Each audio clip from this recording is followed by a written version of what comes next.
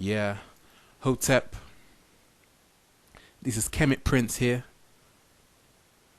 I just want to share with everyone around the world. Okay, when I was growing up, I used to read one book, like those story books you can buy, and in the story, there was one character who always used to say, "Why are you afraid to fly?" And the other character said, "Because I'm afraid of falling." What I'm trying to say here, and the question of today is, what are you afraid of? Because whatever you're afraid of, people, is holding you down. We've all seen how the media and the government like to put the fear in people, to hold them down and to control the masses. That's an old age tactic, which is a little overused now, but it still works. Let me tell you what fear can do to a person.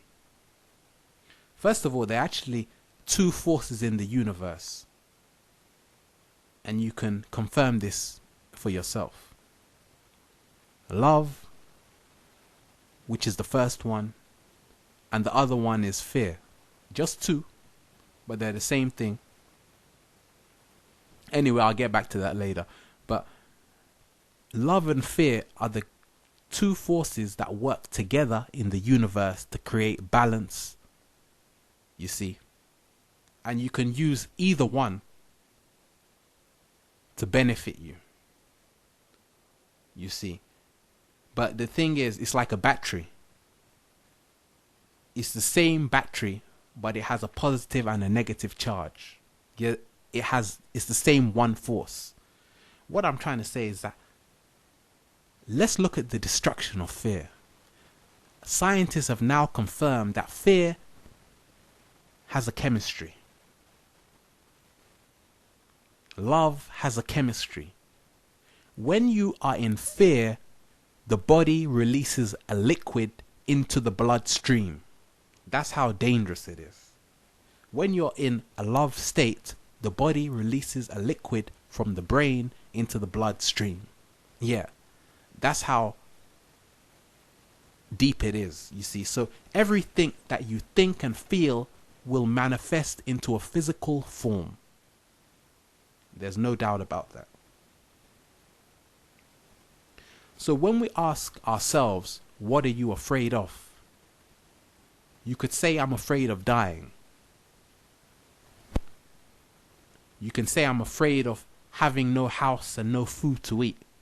I mean, these are all logical answers which everyone might agree on. But let's look at those first of all.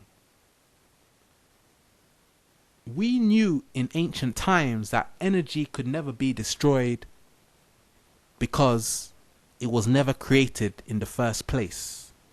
It just was. It can only be transferred.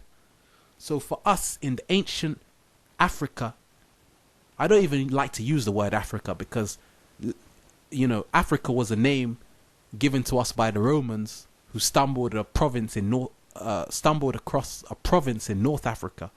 It was actually called Afrique, so they called it Africa, the whole place. They probably didn't know how big the damn thing was anyway. But what I'm trying to say is that